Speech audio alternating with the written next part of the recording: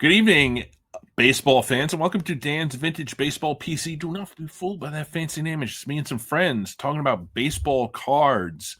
So we're going to talk about one game today, but that one game really encompasses a lot. It's a historical game. It's game 4 of the 1948 World Series. But what's cool about it is it encompasses the history of both the 48 Indians, the Cleveland Indians, and also the 48 Boston Braves. And Tony, who is my guest, who I'm going to bring out right now, has a terrific collection of 48 Indians cards. And I have a lot of Braves cards. So we're combining it together to make a show about this incredibly historic game. Good evening, sir. How are you? Good evening. I'm doing great. I appreciate you having me on. It's pretty awesome. Well, what's awesome to me is what I see behind you, which is the new background. It's the new card room, but I haven't decorated it. I just throw all this stuff up every time I go on and take it back down because we've had workers out of my house, so I have to put it back in safekeeping because I just don't want somebody walking here and walk away with something, So eventually I'll have it all up like I want it and have the stuff on the walls that I want, and then I'll do a card room reveal. But I don't want to do that yet. So as of now, this is what you get. Well, you're gonna have to send me a recommendation for that guy who did all the the cabinet work, because he looks like he's pretty good at it. He's a handsome dude, I'll tell you that. I didn't hear that. I heard. Yeah, man, I put a lot of pride in it, and did the lights and all that stuff. So yeah, I can dim them and make them brighter and the whole deal. So yeah, it's cool. It was fun designing it. So we did a Larry Doby show together with our good friend Scott, our best friend, on the Four Collectors channel. I did a show about this book, The 48 Indians, with Luke Epplin and Scott and Warren from the CLE. But I wanted to focus because you and I both have tickets for this game, which we'll see in a little bit. It's game 4 of the 1948 World Series, which is historic for multiple reasons. But why don't you talk about the guy who makes it probably the most important historical part of the game? Yeah, that would be my buddy Larry Doby. So I did not grow up knowing Larry Doby's story, and I'm sad to say that. But I mean, being in Middle Tennessee, maybe in New York or New Jersey, you get a little more of that feel since he was from New Jersey. But I didn't get that. Like, I knew all about Jackie Robinson and what he stood for and all that stuff. But until I got back in the hobby, I did not know I knew Larry Doby was a Hall of Famer. Other than that, did not know the significance. So when I got back in and I started digging into, because I really like stories, man. I like stuff with meaning. And I discovered him. And then I started digging around trying to find books to read. So Our Team was the book I read. And it's an amazing book. Out of all the baseball books I've read, that is probably my favorite. So read that book. And then when it talks about game 4 and the Steve Gromek deal, man alive, that just hit me right where I live, and I had a lot of empathy and a lot of just all the emotions, of what he did and what that moment was in that locker room and what led up to that and the stuff Larry had gone through and the stuff Steve Gromek goes through it afterwards. And it just was a microcosm of American society at the time. We like to think we've moved along from being that backward, but unfortunately, there's still some of that in our society today. But I really love the story. I collect those cards because one day when my grandkids come in this room, that's the stuff I'm going to talk about. And so anyways, I'm going to use that. I'm going to be doing a video talking about that. So I just haven't gotten around to it. It's on my list.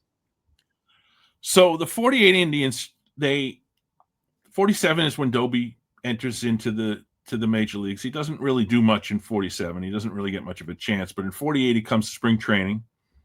He's ready to go, works out as an outfielder, and suddenly picks it up. And the team, as we know from the book, has a tremendous season. And you have collected the team set, Yeah. which is terrific because they had these back then, 1948, 49. They had these photo sets of Yeah. all these great portraits of the team. Yeah. So, talk about some of the other guys in that team. So yeah, you could mail off and they would send it to you in an envelope, or you could get them in the team stores. So yeah, it's pretty cool. I mean, that's Lou Burdett or Boudreaux, sorry, and Gromek, and you got Feller in the middle there. I do not have Page and Doby in that one. I have them in the following year in the 49s. The 48s are actually a little bit smaller in size. That's how And you you have can some of tell the these difference. guys. Yep, yep. Keltner and some of those other fellas in there. So yeah, it's a really interesting. I thought it was cool. They're not very expensive, unless the star guys. Star guys can be, and but yeah, it's cool to have. It's to me, it's a piece of history. It's one of those things. You know, I like to collect things not just because of the monetary value, but because of the story part of it. So read the book, and I thought, man, I got to have one of those. So that's what I did. And you got the envelope. Yeah. Yeah, it's really cool. And it doesn't have any postage on or anything like that, which tells me they bought it at the team store, probably there in the stadium. Cool. So it's ripped up, a little tattered, but everything was in there except for those two, because people would rob the good players out, you know, down the road, collectors, and sell them off individually. So I'm sure that's what Yep. happened. So what I got this. I think I got this on eBay, and it's amazing to me. It's not everyone, but it's some really crucial players. That is a postcard of Braves Field from not necessarily 48, but the 4 here. Mm-hmm. You've got everybody from Sibby Sisti and Rex Barney and Bill Voiselle, but you've also got Eddie Stanky and Warren Spahn and Johnny Sane. And some of these guys we'll see. Tommy Holmes we're going to see later. But it's really just a tremendous postcard with just, it's not graded or anything, but it's real. These guys used to, and we'll see in a second, have reunions. And that my guess is that this is done from one of the reunions in like the 80s or the 90s. Oh yeah. Also, the 1948 World Series has two different, I guess they're called programs. One is from the Indians, which is the one on the left. I do not have the one from the Braves. With the thing that's on the right there is just a regular program from a game in like I think it's in Pittsburgh or against Pittsburgh in like July or something. Oh wow. So a little bit of trivia that that you could get two different programs. I believe Warren has one of those ones on the left. And then you get Boudreaux. Mm-hmm. So talk a little bit about Boudreaux as a player manager and what he did in 1948. Yeah, I mean, he wins the MVP. Dude went off. He went on a tear. And what was crazy was going into that year, it was rumored that Beck was trying to move him, and so there was a big uprising of the fans, you know, because he was a fan favorite. They didn't want him gone. They loved their player manager. He played shortstop, and so, anyways, he was possibly going to be moved. And Beck listened to the fans. That was one thing he was really good at. He really heard the fans, whether it was giveaway nights or things that they wanted. I mean, back during World War II, when he was, I believe, was he with the Brewers or whatever team he owned, or was it? It might have been them.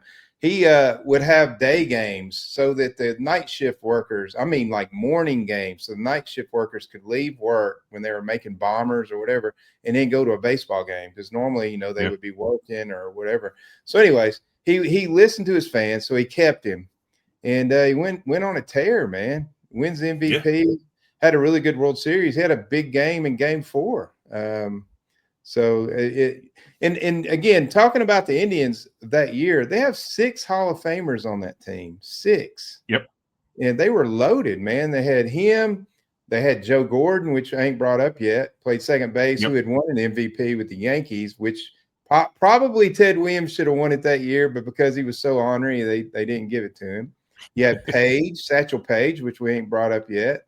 You had Feller, and then you had Doby. So and Bob Lemon. Don't leave him out. And Lemon, yep. Yep. So yeah, they had a loaded team. And on the Braves, the only Hall of Fame player really was Warren Spahn. The Yep. manager ends up being in the Hall of Fame. But so Yeah, we'll yeah, get to him in a second.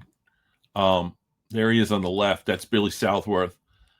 Billy Southworth had been a player, a good player, was mostly associated with the Cardinals, where he won 2 World Series, 3 pennants, won 100 games in 3 consecutive seasons. But Billy had a bit of an issue with the bottle, and he, in fact, took a leave of absence in '49, I believe it was, because his drinking had gotten so bad. But he had some tragedy in his life. He had a son who died, and he had some other. I forget who else. He had a couple of deaths in his family, and so he had a tough life.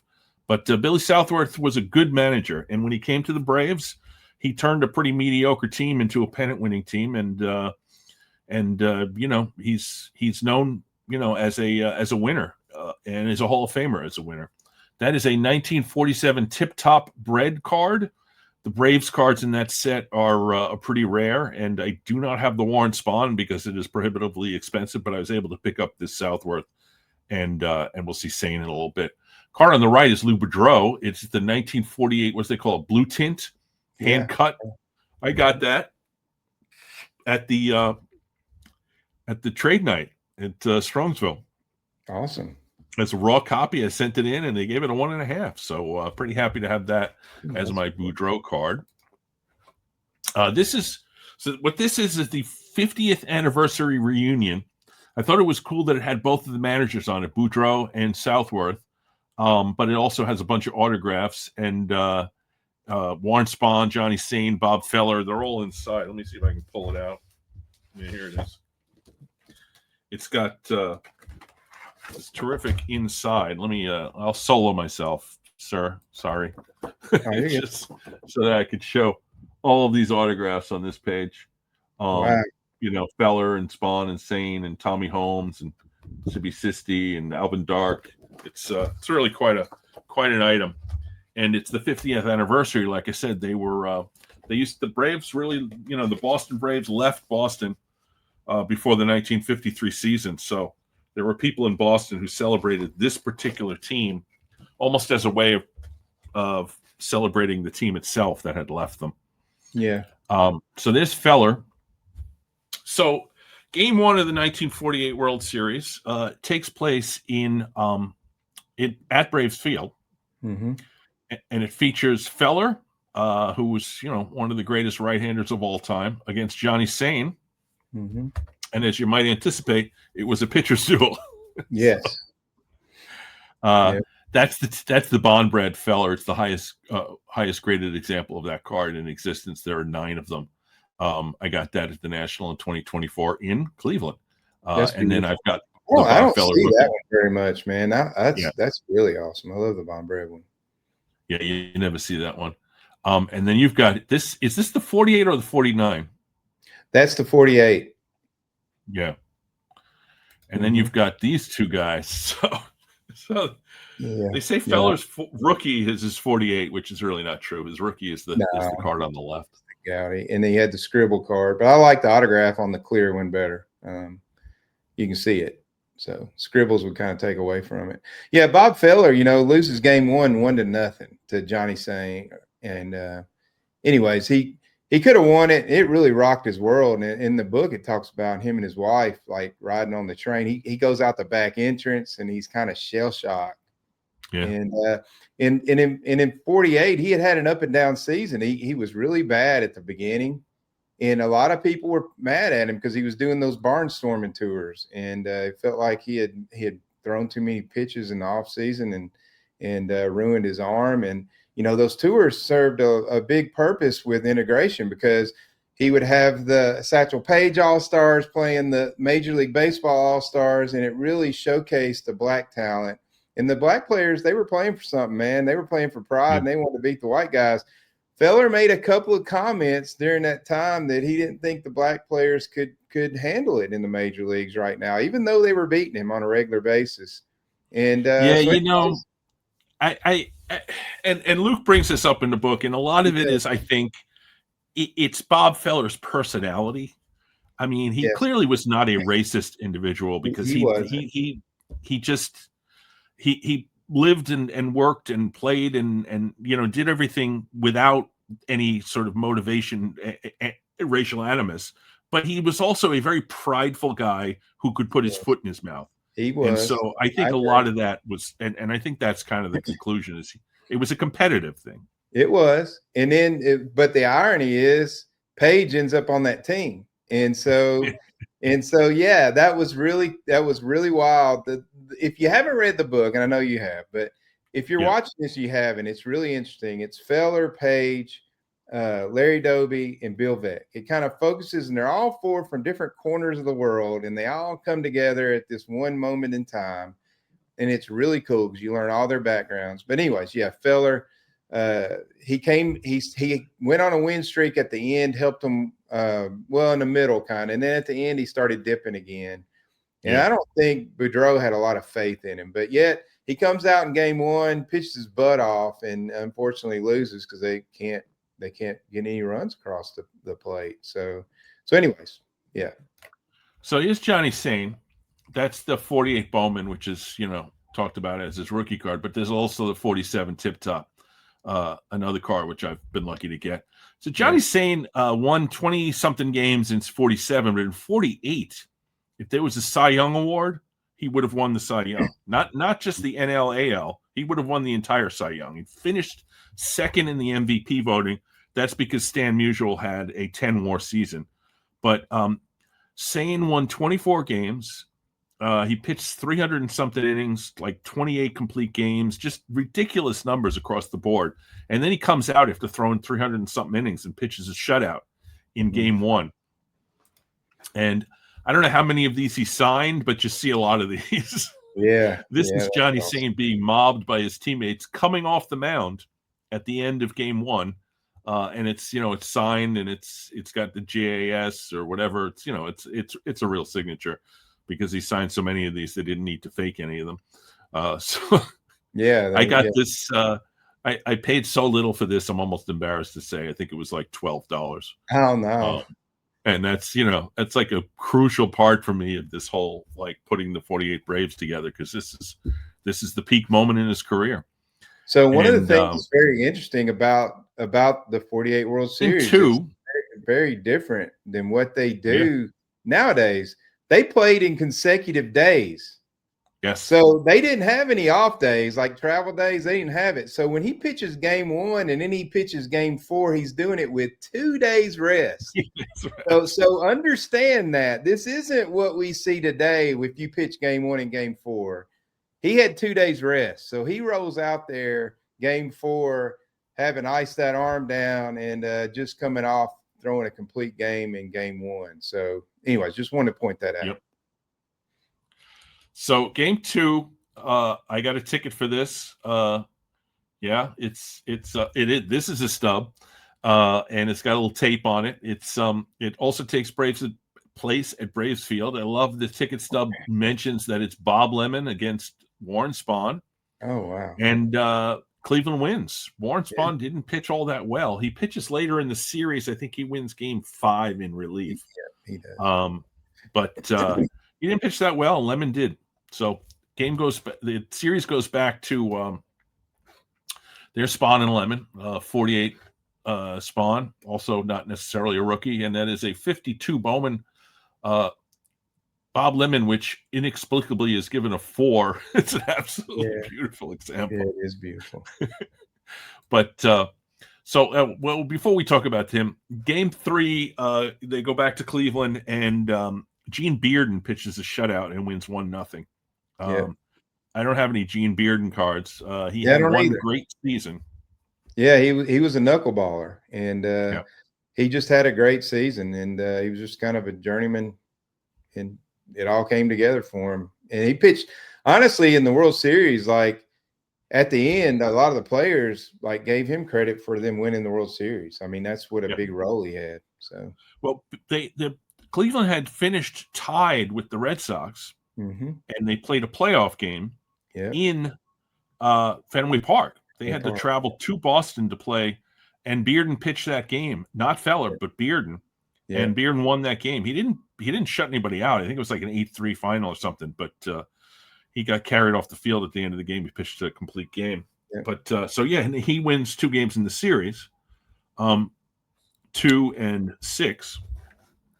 But I did want to talk about some of the other guys, and you sent me some photos. So I guess that's TCMA on the left. Yeah. It's it's just a postcard, but it's got a great signature page. But I love the photo because he's in his Indians jersey. So I got it. I've also got the Ted Williams with the same card signed. So those two go together really nicely. But yeah, his signed stuff goes pretty expensive, but I could get that postcard pretty cheap actually. So for his stuff, I shouldn't say cheap. But yeah, Page was a little upset.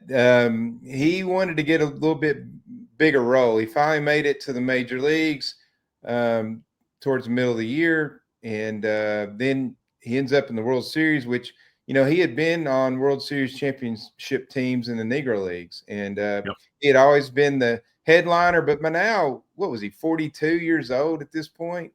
Yeah.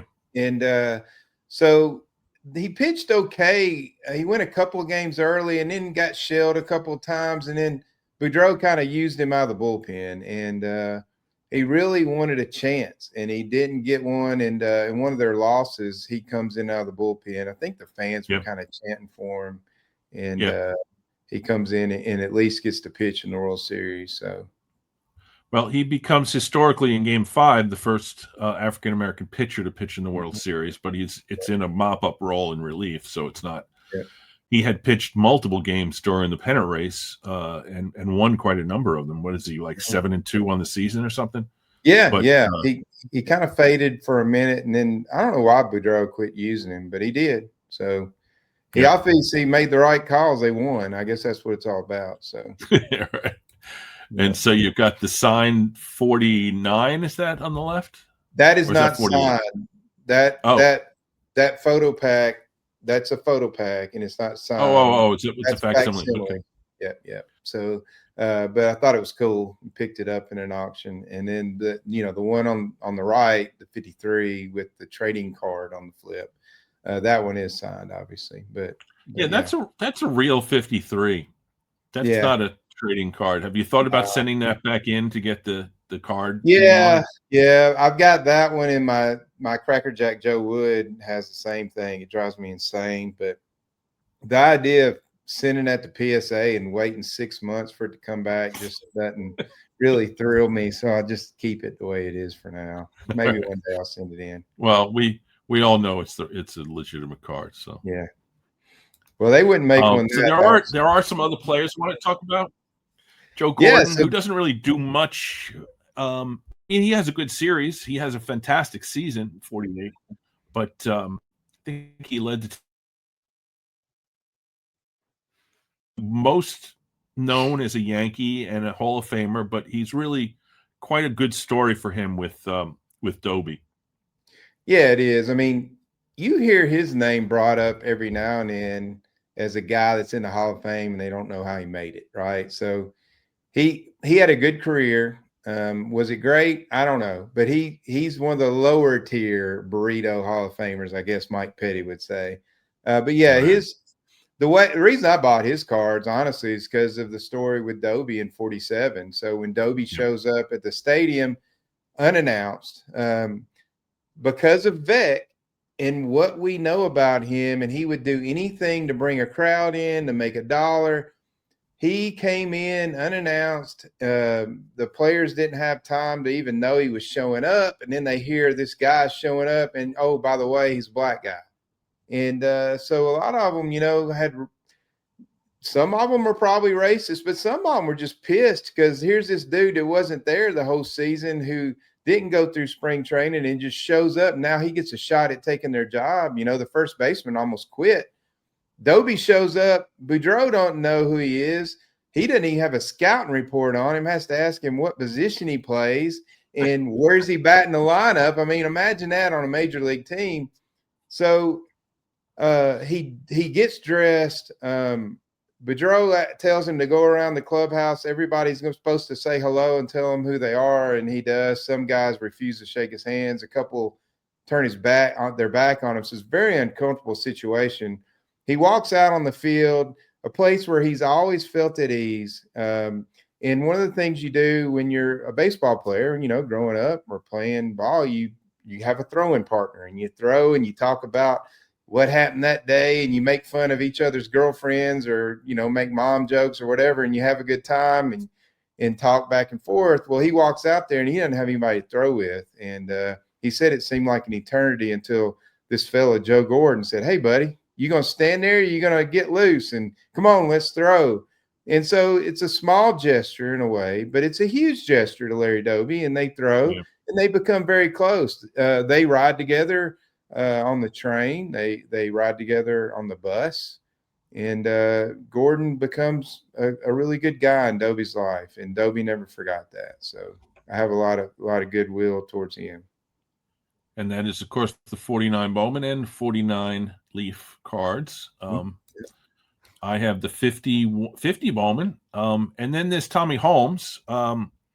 This is the last slide in this sort of preview of Game 4.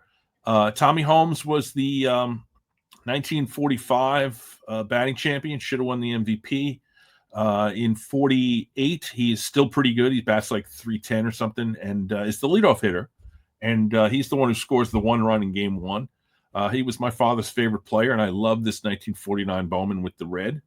So we can go on to if we go on to Game 4, you find out that both Tony and I have tickets. So there's Tony's. Tell me how you got this. Oh man, it was in an auction, and they had a ticket from every game, and they were all bleachers. They all were that brown color. And it was Game 1, Game 2, Game 3, Game 4. It didn't say anything about Game 4 being special. And I was thinking, man, I hope nobody realizes what that is, because that's special to me, right? So I bought that one and got it for a decent price, man. And it's really cool, man. I love it. And it has Gromek in the game on it. So anyway, it says Gromek, Sane, and Home Run Doby. So it gives you the home run. Yeah, it's really cool. So so I grabbed that. So I got mine from a friend of ours who we know, a mutual friend, who is a wonderful man and very, very giving. He bought 2 of these. They were both ungraded, and he sold this to me for a fraction of what it's worth. And I graded it, and it came back. Now it says Gromek, Sane, Larry Doby home run, which I love. And it's yellow because it's a lower reserve ticket. So I was with the fancy folks. You were up in the bleachers. Yeah, I was out there with my shirt off.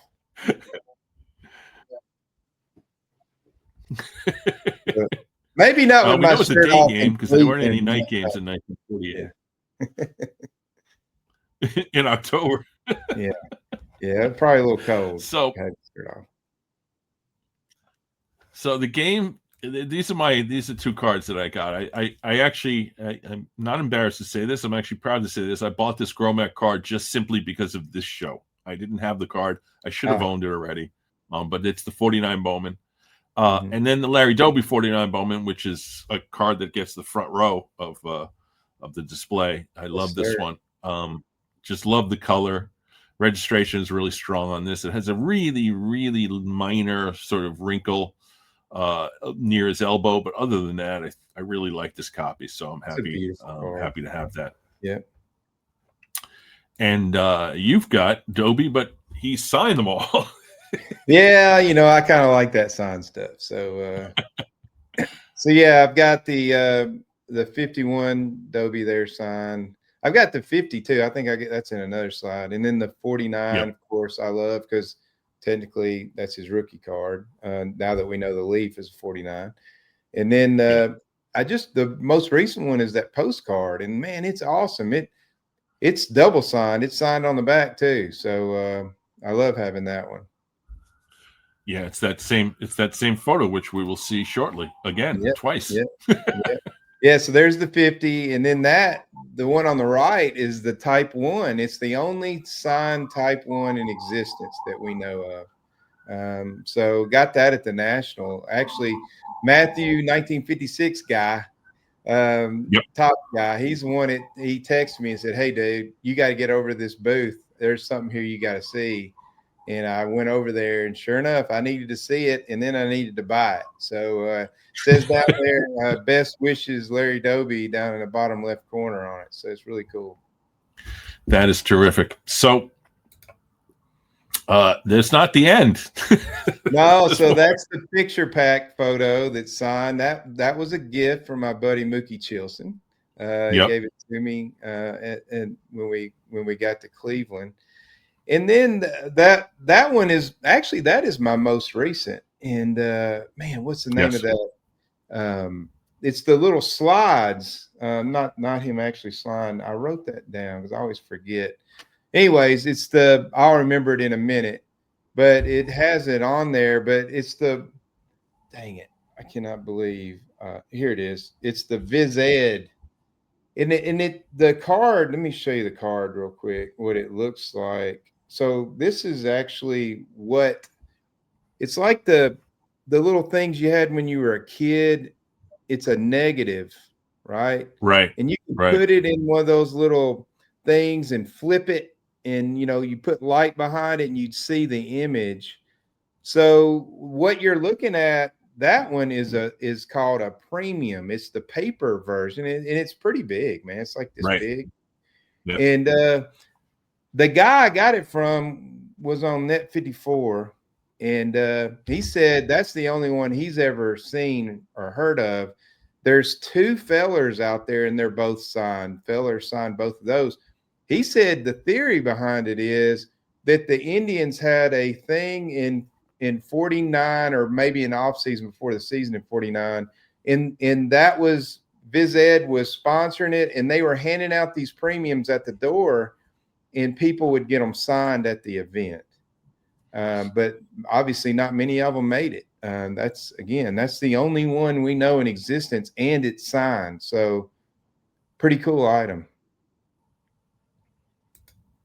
So I'm showing a little bit of my Adobe stuff. I got the 52 Bowman and and that Num Num, which I love that picture, and then of course the full Hires root beer, which is from '58, which you and I have a history with. So yeah, we do. thank you, sir. And then there's Steve Gromek cards. So tell me how you came across these. So the Gromek, I got both of those on eBay. I mean, you can get his stuff pretty dang cheap. The one on the left obviously is just raw. I haven't graded it, and it looks like an older when he was a little older. Yeah. And then the one on the right just got it on eBay. So great cards. So Gromek, couple more. You got the photo pack, and then you got the 49 Bowman. Yep. Autographed. Gromek is selected to pitch Game 4, which was a little bit, I think, surprising. Because he had Boudreau had some other options. He had, of course, we talked about Page already. He also had the possibility of going with Feller, who ended up pitching Game 5 and didn't do well at all. And Gromek hadn't pitched since September 19th or something. He hadn't pitched in 3 weeks, and he wasn't really a top of the line starter. And this was Game 4 is traditionally a really important game, but the man pitched the game of his life. Yeah. I will listen to the on YouTube. You can actually find Game 4, the radio edition. And Mel Allen is one of the guys doing the radio, and it's awesome to listen to that game. It doesn't last very long because it's a pitcher's duel, but it describes Gromek as a tall, skinny guy. And he says, he came up as an infielder, I believe, and somebody changed him into a pitcher, which happened a lot back then. But it said he was a stiff arm, sidearm guy. So I never knew how he threw, but he said he threw from the side. He came sidearm, and he was kind of stiff armed. And so anyways, that's how they described him. They also described Sane as a guy who like to throw away with his fastball. He wouldn't challenge you with his fastball. He was the opposite of most pitchers. He was trying to get strikes with Yeah. his curveball, where most Yeah. people try to spot their fastball and then get their curveball on the outside of the zone. So it was cool listening to the radio broadcast because you heard little details like that. Yeah, and they and I'm thankful that you sent me that link because I listened to it a little bit too. I didn't get through the whole game, but it's cool hearing Mel Allen. I did hear Mel Allen a little bit as a kid, watch doing the Yankee games. But the other, so I brought up this. I actually bought this Marv Rickert card because of this show, but I probably should have owned it anyway. So what happens in one of the reasons the Braves were so much better in 48 is that they acquired this player named Jeff Heath. Jeff Heath had been on the Indians and on the Browns, and he was a good, solid outfielder, like a 20 home run guy, but he was a jerk. And so nobody really liked him that much. Yeah. So the Braves pick him up, and he does okay, personality-wise, but he has a terrific season in left field, except in the last week of the season, after the Braves had already clinched the pennant, he decides to try to score on a play and is out at home and collides with Roy Campanella and breaks his ankle about a week before the season was about to end. So Jeff Heath is out of the playoffs, out of the World Series. Yeah. And so they have to put in a bunch of different outfielders, all of whom were journeymen, one of whom was Marv Rickert. Mm-hmm. The thing about Marv Rickert is that in Game 4 of the 1948 World Series, he had a home run. He's the only run that's accounted for by the Braves by this journeyman outfielder who shouldn't even been playing. Yep. But Rickert played a little bit in 49, a little bit in 1950, and that's the end. He doesn't play again. But somehow or another, he ends up with a 1952 Topps card, even though he hadn't actually played since 1950 and would never play again in the major leagues. But so I got that 52 card, and I think it's kind of amusing that, I mean, he's on Chicago, but he never played it for the White Sox in the major leagues. But so I got a Marv Rickert card and got to tell that story a little bit because poor Jeff Heath, if he had been in the team was a good hitting team, and they didn't hit much in the World Series except for that one game. A couple of other guys, Tommy Holmes, I talked about before, but Earl Torgerson, look at the box score. Marv Rickert had 2 hits, and Earl Torgerson had 2 hits. And those were 2 of the 7 hits that the team got. Torgerson had 2 hits, but he got nothing else. He didn't score a run or didn't drive in a run. He was a really solid first baseman for the Braves for several years, and then he was a journeyman for the rest of his career. He played from like 47 to like 60. So he's been around for a while. And that's a nice 1949 card. But the card on the right is really cool because it's a 1950 Drake's card, and these are tough cards to find. Yeah, and the TV deal, that's the other thing. In 48, that was one of the first World Series that was really broadcast on the TV, and it was more regional too.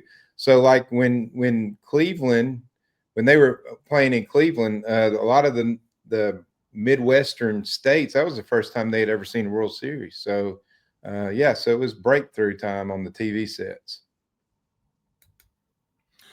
So the Cleveland Indians score 2 runs, the Braves score 1, and Cleveland wins. Gromek pitches a complete game, Sane pitches a complete game, and the margin of difference is Mr. Doby. Yeah. So let me say this too. When I played ball, and if you're a baseball fan like you are, Dan, we know there's things that happen in a game that don't appear in a box score. And one of the things that happened in the first inning when Cleveland went up 1-0 was Dale Mitchell gets a base hit to lead the game off. Doby's coming up second. Doby rips one to first base, which almost gets by. The first baseman, according to the radio broadcast, and I didn't realize this till I listened to it on the radio, made a fantastic play, knocks the ball down, gets up, flips it to first. Sane's covering first. They get the out. But what did Doby do right there? He moved the runner to second.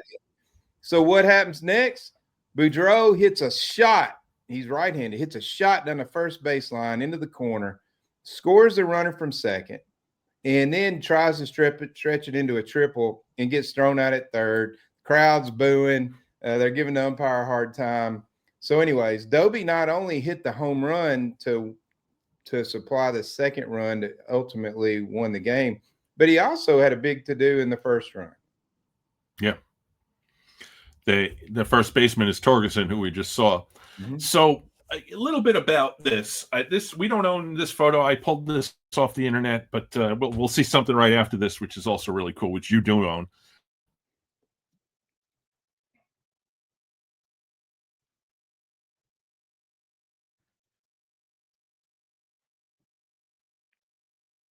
With or that comes out later. No, and actually it's earlier. It's George Shuba shaking the hand of Jackie Robinson at home plate. Yeah. Yeah. It's a symbol, but this is the World Series, not in every newspaper the next day across the country. Mm-hmm. It's a symbol of integration in a positive message. And Steve Romack was, a pretty decent pitcher for about 10 years, but nothing great. But this is maybe the greatest moment of his life in terms of his contribution to society. And his greatest moment of his life in baseball. I mean, think about it. This guy, he didn't expect to even probably start a World Series game, and then to go head to head with Sane and win the game. I mean, the guy's ecstatic at this moment. They pour in there. They just do what any two teammates would do. They hug each other in celebration. We don't think anything of that now, and neither would anybody in today's locker rooms in the major leagues. But at that time, that was a huge deal. And the Cleveland Plain Dealer photographer takes that picture and it goes worldwide. Now, Gromek, listen to the radio broadcast again. It's weird how they describe, not weird, it's just different how they describe people back then. When he, in the first inning, Steve Gromek on the mound, this is Mel Allen saying something along the lines of, he's of Polish descent and he lives in Detroit, Michigan. Can you imagine today the guy saying he's of Polish descent? No, I mean, but they thought a lot of that stuff, but he said something along the lines that he's a really fine young man. Talking to him, he's just really a great guy or something like that. So he didn't have to say that. But in their pregame interviews or whatever they did, obviously he made an impact on Mel Allen. So he was a good dude, man. Well, he was a well-liked guy for obvious reasons. And, just when it came to Doby, this is one of those things where Doby said later in his life, whenever he felt, in fact, he said it in his Hall of Fame speech, that whenever he felt down and he had suffered, racism, that he thought about this picture. And so the picture is so cool that they made a coin out of it. Yeah. Which is in your collection. Yep. It's actually a U.S. minted coin. Yeah. And another gift from my buddy Mookie Chilson. So he knew how much that, I liked that story, and he sent that to me. On the other side, let me pull it. I got it right here. On the other side. And by the way, the U.S. Mint, they really fought. That's the other side. It's Mr. Doby with the bat on his shoulder. The U.S. Mint fought tooth and nail. They did not want to have that image on there at first because they didn't understand why would we let this Steve Gromek dude on there? Like, it should be Doby. It's Doby's coin. And Doby's son was he was staunch that this is the picture my dad would have wanted on there. And that's how it ended up on there. There's I can't remember what I watched it on, but Larry Doby Jr. and Steve Gromek's son, they get together. Somebody puts together this documentary, and it shows them getting together and talking, and they embrace and do the same hug and take a picture. But Steve Gromek said his dad had that picture on his wall his entire life, his whole memory, and he was very proud of that picture. And Larry Jr. said that his dad did the same. So it both meant it was really important event for both of them. But when it happened, there was two different responses. Larry goes back to New Jersey to Patterson, and they have a ticker tape parade. He gets the key to the city. He rides in the back of a convertible with his wife. Gromek goes back. He's feeling good about himself, and some of his so-called friends wouldn't even shake his hand. And actually one asked him, said, couldn't you have just shook his hand? Why'd you have to hug him? So it just blows Yeah. me away, how people were, but it's crazy. So I just wanted to you gave me this. I just wanted to give a little tribute to the man, Bill Veeck. We mentioned he's in the book. He's one of the four major characters in the book, and he lived an interesting life. He was controversial at times, but he was also a good-hearted person in many respects. And he brought Doby to Cleveland, and he didn't do it necessarily in the most in the best way possible. He didn't do like Ricky and sort of move it in slowly. He just kind of threw him in, which wasn't the greatest thing in retrospect. They explain in the book the reason he didn't is because his minor league team, unlike Montreal, was in the South. And he was scared to send Doby to the minor league team because he'd be in the South and he was afraid how he's going to be treated. And so he just thought, I'll bring him straight here, man. Just see what happens. So there it is. Game 4 of the 1948 World Series. Who would think that a game could have so much history to it and be part of two collectors' collections? So there you go. Yeah, there's a lot of meaning to that. There's a lot of stories in that, and just in that game. I mean, the World Series itself is pretty awesome. That was I wrote that down right here. That was the only World Series between 1947 and 1958 not to have a New York team in it. Yeah. And until 1957, that was the only time another team beside a New York team won the World Series, when the Braves won the World Series with Hank Aaron and when they were in Milwaukee. So in Game 5, the Braves win handily. Feller comes out. He doesn't pitch well. We mentioned Satchel gets a chance to pitch, albeit in a mop-up role. Game 6 comes back to Boston, and it's a close game. I think it's a 3-1 final, but the Braves had a rally in the bottom of the 8th inning where they ball hit like the top of the wall, and it was a double, and the guy didn't score. And it's Braves fans know that they could have won Game 6, and then who knows what would have happened in Game 7. But Bearden won Game 6, and Cleveland won the World Series, and that was that. So pretty happy to be able to not only follow the 48 Braves because of family reasons, but they're also connect with a team, I think, that is really historically really important, and not only as a baseball team, but as a societal American team. Yeah. So that being said, I thank you, sir, for coming on, and sorry about the delay. I know we started a little later than I had anticipated. Man. It's all good. I appreciate you having me. And I delayed coming on here. We were moving, and we tried to get together, a couple of weeks ago, and couldn't make it happen. So, hey, man, it's all good. And like I said, I really appreciate you coming on. Really appreciate what you're doing with your channel, and just good times around. And hope to see you. I guess I'll see you in Strongsville probably the next time, right? Yeah, I'll be there. I'm thinking about making the Philly trip in December, but that's up in the air right now. Oh, well, I would 100% welcome it. I'm staying over. We're having the Saturday get together, and then I'm staying over Saturday night. So if you do, let me know, and I'll tell you what hotel to go in. All right. Yeah. We may have to talk about that. All right, folks. I will be back. I think in the middle of the week, I'm going to have another show because I haven't been doing many shows. Missed last weekend. So, but let me just say thank you, Tony, and viewers. We'll see you back on my channel next couple of days.